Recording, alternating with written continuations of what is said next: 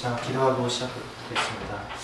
하나님 아버지 감사합니다. 아주 오랜만에 강당에 다시 세워주시고 사랑하는 이래 교회로 다시 불러주시면 감사합니다.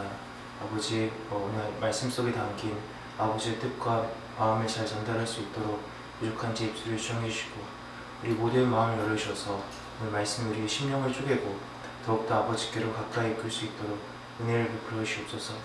감사드리며 주 예수 그리스도 이름으로 기도드립니다. 아멘. 오늘 보실 하나님의 말씀은 고린도전서 1장 1절에서 9절입니다. 고린도전서 1장 1절에서 9절입니다. 제가 가진 신약 성경 263쪽에 있습니다. 고린도전서 1장 1절에서 9절입니다. 제가 봉독하겠습니다. 하나님의 뜻을 따라 그리스도 예수의 사도로 부르심을 받은 바울과 형제 소스들에는 그 고린도에 있는 하나님의 교회 곧 그리스도 예수 안에서 거룩하여지고 성도라 부르심을 받은 자들과 또 각처에서 우리의 주 곧 그들과 우리의 주 되신 예수 그리스도 이름을 부르는 모든 자들에게 하나님 우리 아버지와 주 예수 그리스도로부터 은혜와 평강이 있기를 원하노라. 그리스도 예수 안에서 너에게 주신 하나님의 은혜로 말미암아 내가 너희를 위하여 항상 하나님께 감사하노니 이는 너희가 그 안에서 모든 일 곧 모든 언변과 모든 지식에 풍족함으로 그리스도의 증거가 너희 중에 견고하게 되어 너희가 모든 은사에 부족함이 없이 우리 주 예수 그리스도의 나타나심을 기다림이라. 주께서 너희를 우리 주 예수 그리스도의 날에 책망할 것이 없는 자로 끝까지 견고하게 하시리라. 너희를 불러 그의 아들 예수 그리스도 우리 주와 더불어 교제하게 하시는 하나님은 미쁘시도다. 아멘. 오늘은 구원은 하나님께 달렸습니다. 구원은 하나님께 달렸습니다. 라는 제목으로 말씀을 전하겠습니다.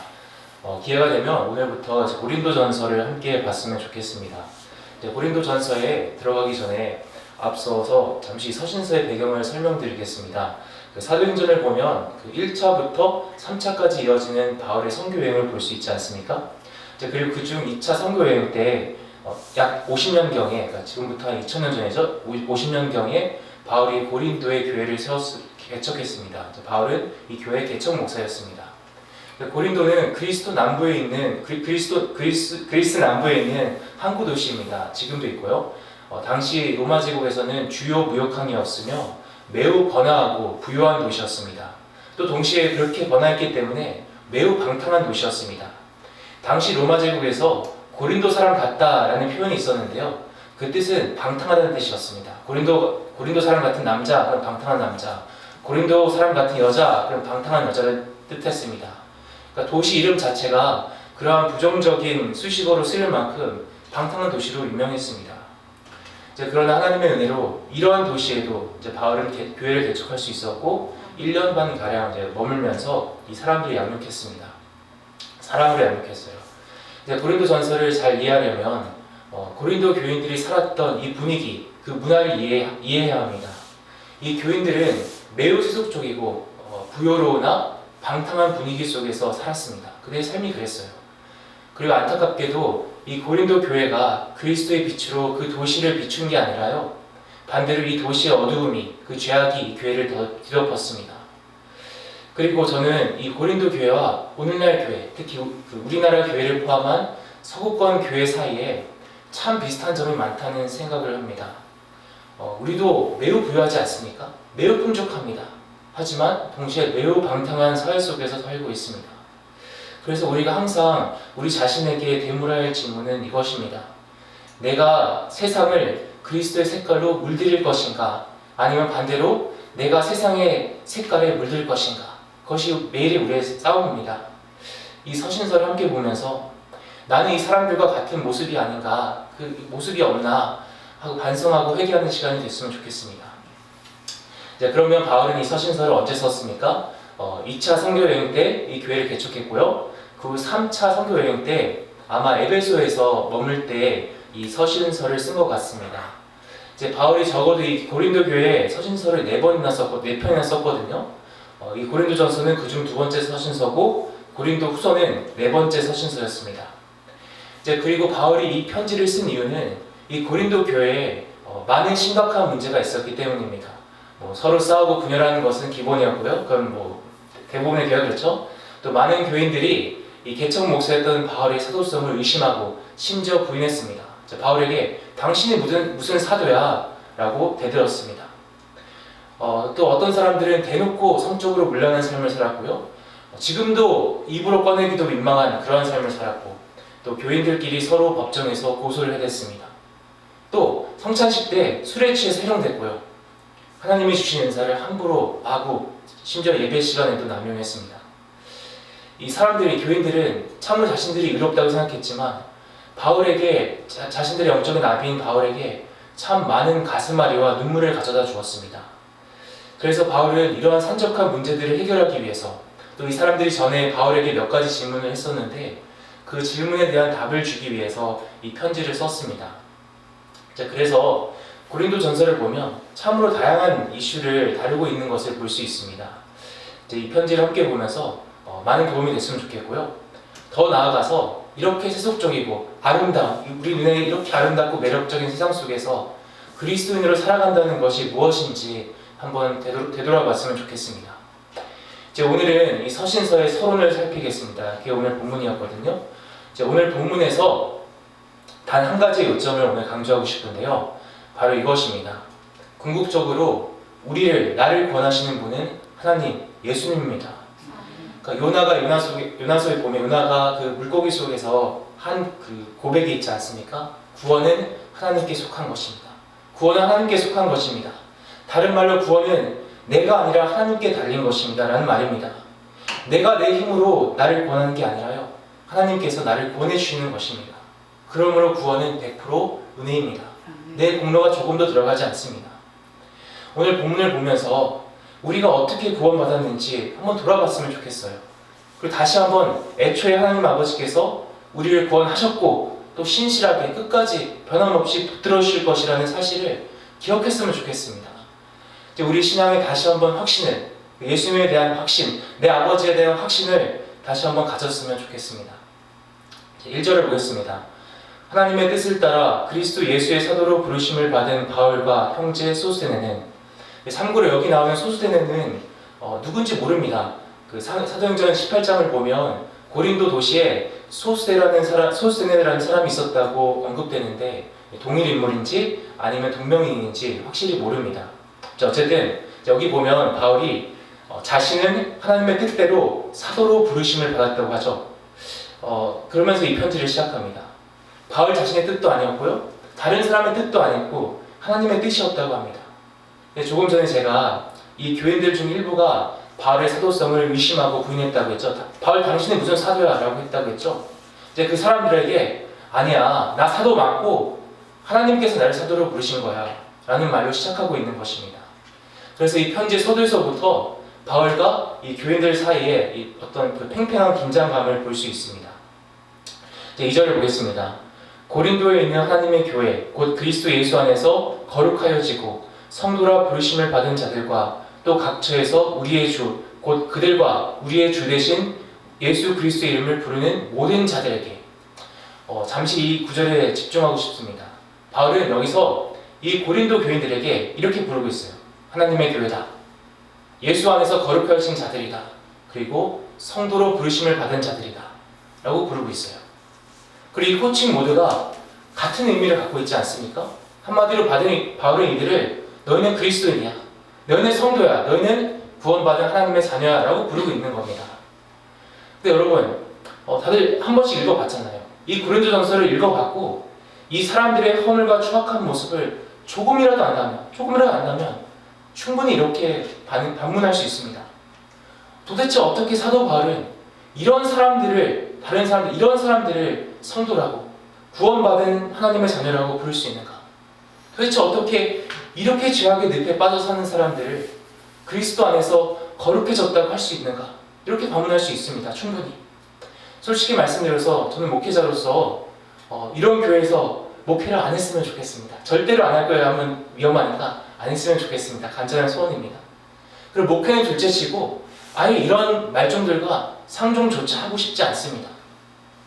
그리고 이 사람들의 모습을 보면 정말 내가 살아있다면요, 그들의 구원을 심각히 의심할 수밖에 없어요. 아니 어떻게 예수를 믿는다면서 어떻게 이렇게 살 수가 있지?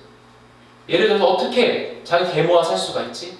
어떻게 예수님을 믿는다면서 그 창기들과 잘 수 있지? 정기적으로 어떻게 예수를 믿는다면서 성찬식에서 술 취할 수 있지? 어떻게? 그렇죠? 어떻게? 그런데도 불구하고 오늘 바울은, 그리고 바울을 통해서 오늘 성경을 기록하신 하나님께서는 이들을 성도라고 부르고 있어요. 이제 바울은 이들의 그 엄청난 문제들을 처리하고 다루기 전에 우선적으로 그들에게 그들이 누구인지를 다시 한번 상기시켜주고 확신을 주고 싶었던 것입니다. 그 모든 죄악과 허물에도 불구하고 그들은 여전히 성도, 하나님의 자녀였다는 것입니다. 이제 그런데 도대체 왜 그렇습니까? 그것은 바로 구원은 하나님께 속하였기 때문입니다. 결국 하나님이 우리를 구원하시는 것이지 우리가 우리 자신의 힘으로 나 자신을 구원하는 것이 아니기 때문입니다. 이 구절에서 부르심이라는 단어에 집중하고 싶어요. 이제 바울은 이 사람들에게 성도로 부르심을 받았다고 합니다. 이제 물론 하나님의 부르심이죠. 그리고 여기 하나님의 부르심이란 특정 개개인을 구원의 자리로 부르시는 것을 말합니다. 자, 여러분, 내가 구원받았는지 안 받았는지를 나누는 기준이 무엇입니까? 무엇이 구원을 나눕니까? 물론 뭡니까? 믿음입니다. 믿음. 오직 믿음이죠. 구원받으려면 다른 거 없습니다. 무조건 예수님을 믿어야 합니다. 주의 이름을 간절히 불러야 합니다. 주 예수여, 이 죄인을 불쌍히 여기소서 라고 간절히 부르셔야 합니다. 그리고 그것이 바로 그리스도인들 아니겠습니까?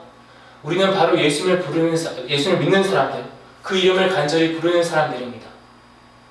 근데 여기서 질문은 내가 도대체 어떻게 예수님을 믿게 됐고 그 이름을 부르게 됐냐 하는 것입니다. 어떻게 내 안에서 주 예수여 이 죄인을 불쌍히 여기소서 하는 고백이 나오게 됐냐 말입니다.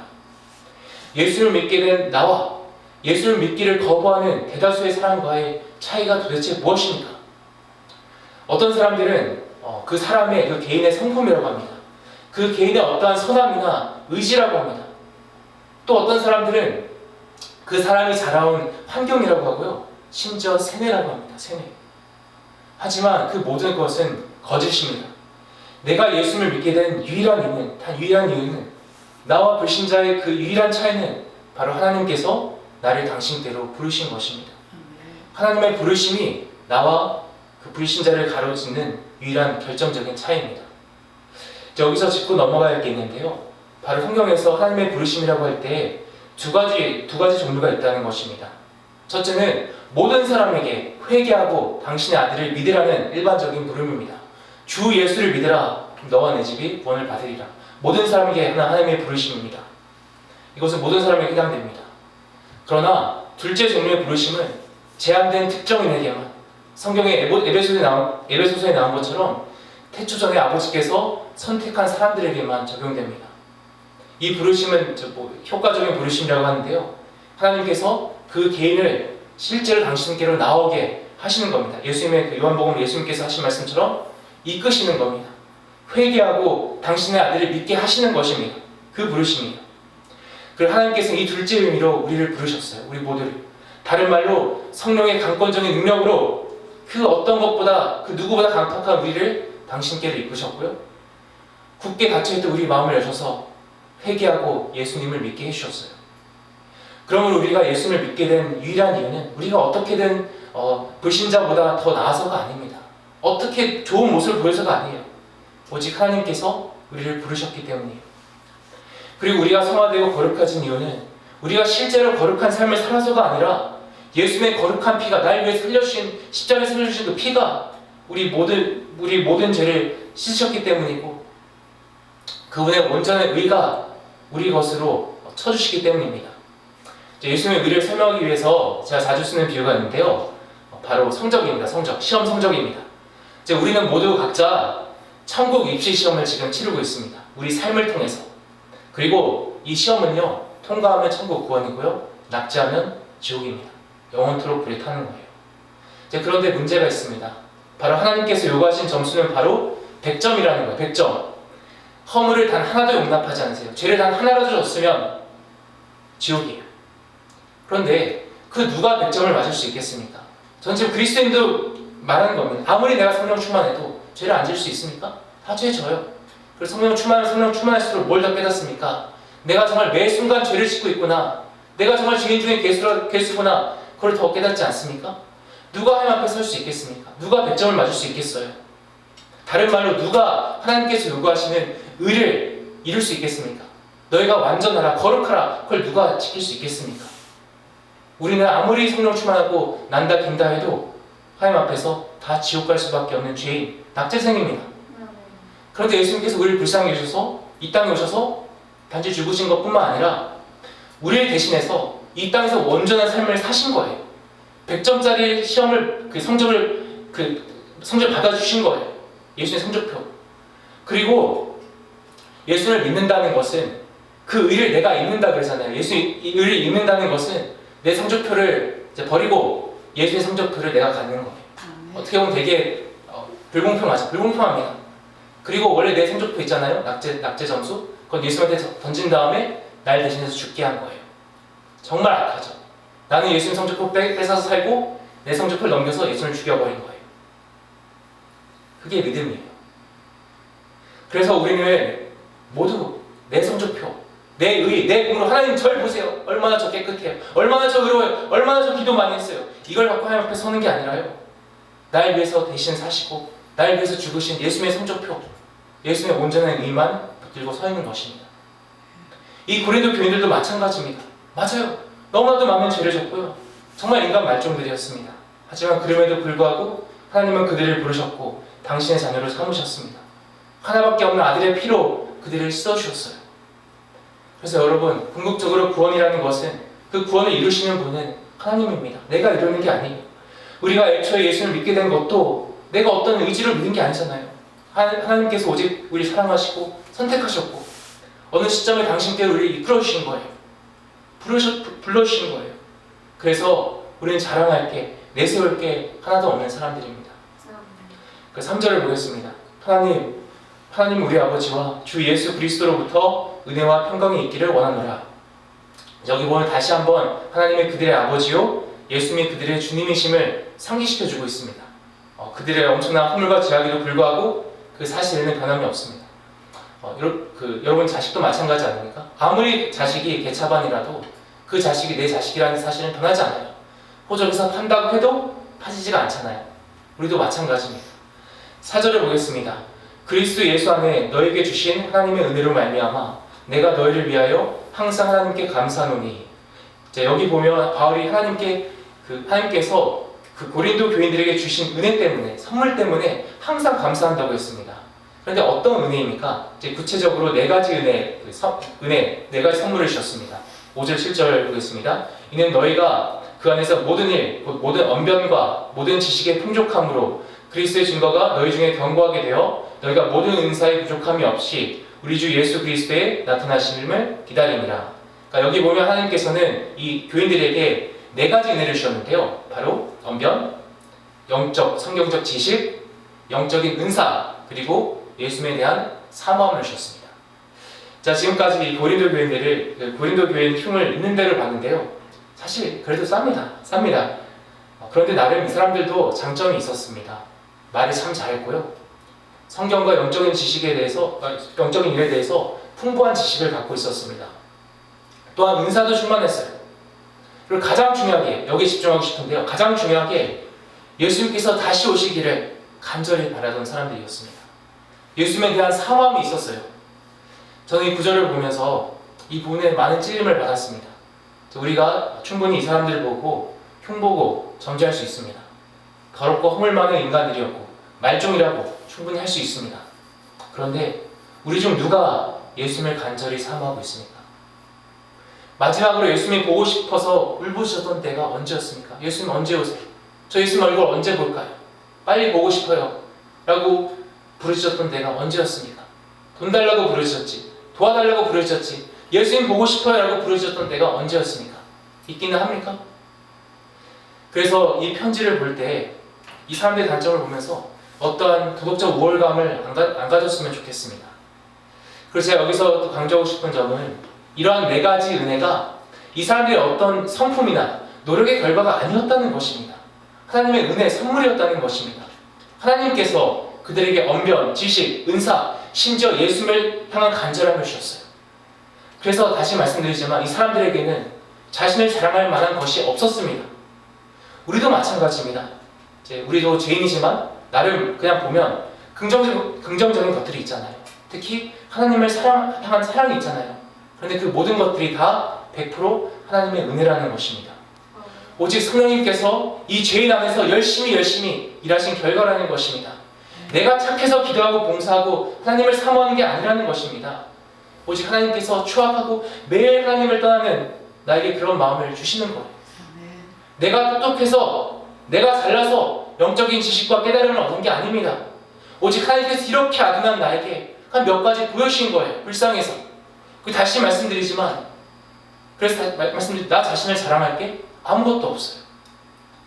그리고 우리가 어떻게 구원의 확신을 가질 수 있습니까? 바로 결국 내가 내 믿음을 지키는 게 아니라 이 예수님께서 끝까지 날 지켜주신다는 것을 믿을 때 확신이 생깁니다. 8절을 보겠습니다. 주께서 너희를 우리 주 예수 그리스도의 날에 책망할 것이 없는 자로 끝까지 견고하게 하시리라. 선포죠. 주 예수 그리스도의 날은 마지막 심판 날입니다. 그리고 여기서 책망받는다는 것은 정죄받아서 지옥 간다는 말입니다. 그러니까 너 그렇게 못해서 이게 아니라 지옥 가라는 뜻입니다. 자, 여러분 마지막 날에 우리가 거룩하신 하나님 앞에서 정죄받지 않고 끝까지 서게 하신 이가 누구입니까? 나 자신입니까? 하나님, 전 열심히 살았어요. 예수님 열심히 믿고 열심히 당신을 섬겼습니다. 그러니까 나는 여기 설만합니다 라고 하는 것입니까? 아닙니다. 나를 끝까지 서게 하실 분은 오직 예수 그리스도입니다. 내 알량한 의와 공로로 내 성적표로 서는 게 아니라 날 위해 사신, 날 위해 죽으신 그 예수 그리스도의 의, 그분의 성적표로 서는 것입니다. 이 사람들도 마찬가지입니다.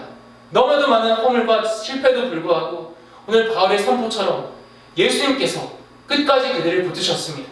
그리고 마지막 날에, 심판날에 이 사람들도 하나님 앞에 온전히 서게 될 것입니다. 왜입니까? 오직 예수님 때문에. 오직 예수님 때문에. 예수님께서 그들을 위해서 죽으셨고 그들을 붙드실 것이기 때문입니다. 우리도 마찬가지고요. 만약 우리가 정말 하나님의 자녀라면, 착각하는 게 아니라 정말 자녀라면 우리는 안전합니다. 물론 때로는 아니죠. 종종 흔들리죠. 쓰러지죠. 그리고 두려워하고 실패합니다. 하지만 그럼에도 불구하고 우리는 안전합니다. 왜 안전합니까? 왜냐하면 결국 우리는 고아가 아니기 때문입니다. 예수 그리스도께서 나를 붙들어 주시기 때문입니다. 항상 떨리는 이 연약한 손을 붙들어 주시기 때문에 결코 놓지 않으실 것이기 때문입니다. 만약 구원이 예수님이 아닌 나에게 달렸다면 너한테 달렸어. 너가 잘해야 되는 거야. 너가 끝까지 붙들어야 하는 거야. 안 그러면 너 지옥 가. 그렇다면 로마 카톨릭이 가르치는 것처럼 그렇다면 우리 중 그 누구도 하나님 앞에 설 수 없습니다. 왜냐하면 그 누구도 끝까지 하나님을 붙들 수 없기 때문이에요. 계속 흔들리잖아요. 계속 마음이 떠나잖아요. 하나님으로부터. 물론 우리도 인내하며 하나님을 붙잡아야 돼요. 끝까지 붙잡아야 해요. 하지만 기억하십시오. 결국에는 내 손이 하나님을 붙잡는 것이 아니라요.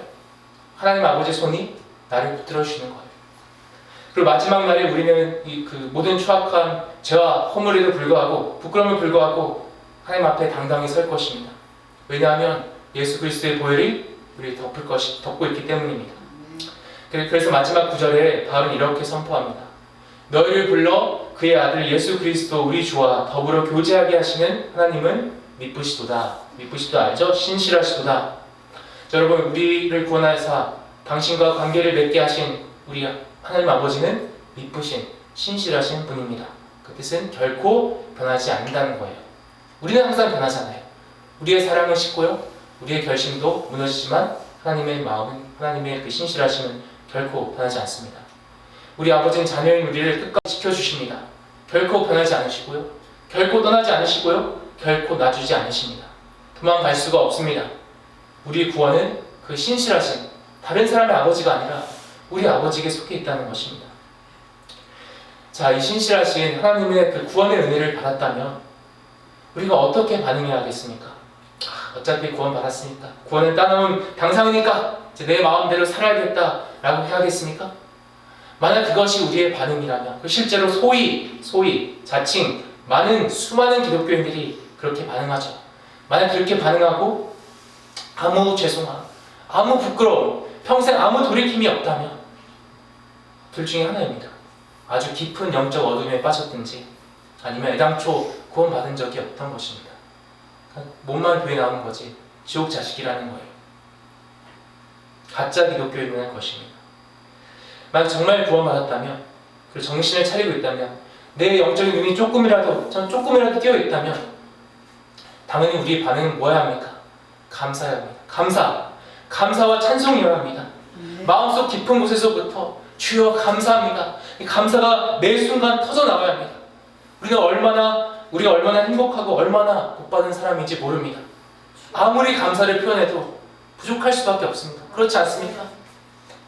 오늘 말씀을 돌아보면서 또 우리 마음을 돌아보면서 말씀에 비춰서 두 가지를 했으면 좋겠습니다. 첫째, 제발 하나님을, 예수님을, 우리 아버지를 믿으십시다. 여러분, 왜 구원에 대해서 또 두려워하고 불안해합니까? 왜 지옥 갈까봐, 버림받을까봐 왜 두려워합니까? 왜 이 삶 때문에 두려워합니까? 이렇게까지 나를 사랑하시는 신실하신 아버지를 왜 못 믿으십니까? 나를 위해 죽으시고 지금도 그리고 영원히 나를 붙드신다는 예수님을 왜 못 믿습니까? 입술로만 믿는다고 하지 말고 제발 좀 믿으십시오. 여러분, 하나님을 믿는 것이, 그분을 신뢰하는 것이야말로 하나님을 가장 기쁘게 합니다. 반대로 하나님을 못 믿는 것이야말로 하나님을 가장 슬프고 열받게 합니다. 화나게 합니다. 믿으십시다. 제발 믿어야 합니다. 둘째, 다시 한번 하나님께 진솔한 감사를 드리십시오. 우리 삶을 돌아보면 물론 걱정되고 두렵고 불평이 나올 만한 일들이 왜 없겠습니까? 어떻게 이러실 수가 있습니까? 라는 그 절규가 나올 만한 일들이 왜 없겠습니까? 하지만 그럼에도 불구하고 하나님께서 우리를 위해서 해주신 모든 일들을 생각한다면, 특히 나 같은 죄인을 살리신 그 은혜를, 십자가 은혜를 생각한다면, 그리고 지금도 나를 붙들고 계시는 그 손길을, 나를 덮고 있는 그 예수 그리스도의 보혈을 우리가 조금이라도 볼 수 있다면, 그럼에도 불구하고 감사할 수밖에 없습니다. 지금 내 마음속 깊은 곳에서 감사가 나오지 않는다면 그것 자체가 지금 내 영적인 눈이 가려있다는 방증입니다. 내가 아무리 본다, 듣는다 했지만 그거를 못 본다면, 주의 은혜를 못 보고 내 속에서 감사와 찬송이 안 나온다면 내 눈은 닫혀있는 것입니다. 부끄러워하며 회개해야 합니다. 오늘 그 본문 9절을 읽었죠. 이 9절을 보면 매 절마다 바울은 예수님을 언급하고 있어요. 한 절도 빠짐없이. 그만큼 예수님이 오늘 본문의 중심이라는 것입니다. 그래서 여러분, 우리가 이 짧은 인생을 살면서 다시 한번 우리 시선을 예수님께로 돌렸으면 좋겠습니다. 예수님에 대해 더 생각하고 이 사람들이 나무처럼 예수님을 더 구하고 사모했으면 좋겠습니다. 마라나타, 주 예수님 보고 싶습니다. 그리고 그 예수님과 시간을 더 보냈으면 좋겠습니다. 그게 진정한 행복이 아니겠습니까? 바울이 말한 것처럼 나를 사랑하신 주 예수 그리스도와 함께 교제하고 사랑하는 것, 그것이 행복 아니겠습니까? 그것이 영생입니다.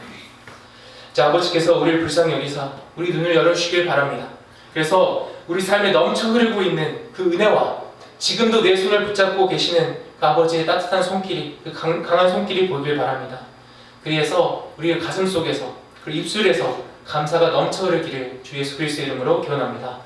기도하겠습니다. 아버지 감사합니다. 아버지 이런 죄인을 구원해 주시고 사랑해 주시고 항상 붙들어 주셔서 감사합니다. 아버지, 그럼에도 불구하고 그 은혜를 항상 잊고 항상 불평과 불만만 쏟아놓으며 아버지를 믿는다고, 주 예수를 믿는다고 입술로는 고백하지만 실상에서는 믿지 못하는 이 죄인들을 불쌍히 여기시고 도와주시옵소서. 닫혀있는 우리 눈을 열어주셔서 십자가가 보이게 하시고 우리가 얼마나 복받은 사람인지, 얼마나 사랑받고 있는 사람인지 보게 하셔서, 또 지금도 우리를 붙들고 계시는 아버지의 손길을 보게 하셔서 삶이 어떻든 상황이 어떻든 우리의 마음속에서, 우리의 입술 속에서 감사와 찬송이 터져나오게 하소서. 그리고 주 예수 그리스도께서 주시는 그 참된 평안, 참된 행복을 누릴 수 있게 하시며, 가면 갈수록 하나님을 향한 우리의 사랑이 식는 것이 아니라 더욱더 불탈 수 있도록, 가면 갈수록 주 예수님을 더 사모하고 그리워할 수 있도록 도와주시옵소서. 그래야 우리 삶이 아버지 앞에서 정말로 아름답고 복된 삶이 될 수 있도록 인도해 주시옵소서. 그리고 이렇게 부족한 저희를 항상 붙들어 주셔서 감사합니다. 오직 주님 때문에 우리에게 소망이 있습니다. 오직 주님 때문에 우리에게 구원의 소망이 있고 미래가 있습니다. 아버지 감사합니다. 주 예수 그리스도의 이름으로 기도드립니다. 아멘.